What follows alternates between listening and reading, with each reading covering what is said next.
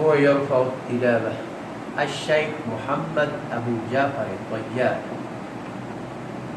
أعوذ بالله من الشيطان الرجيم.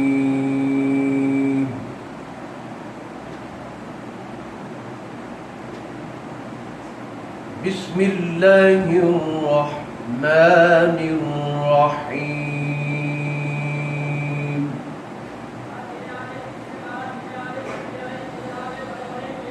ربنا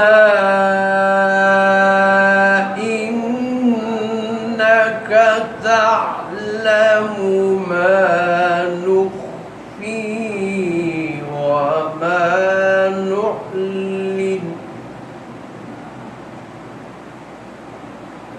وما يخفى على الله من شيء في الأرض ولا في السماء.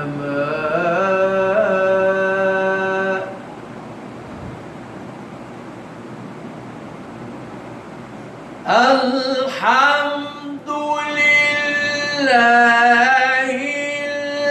الذي وهب لي على الكبر إسماعيل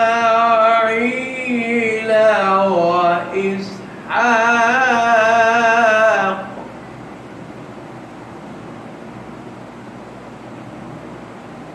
إن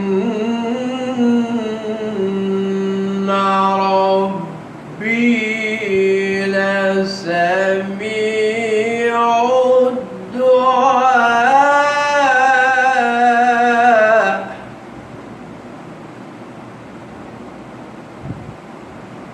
رب اجعلني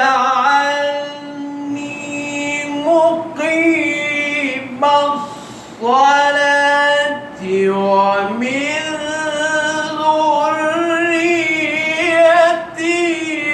ربنا وتقبل دعاء. ربنا اغفر لي ولوالدي وللمؤمنين يوم يقوم الحساب. صدق الله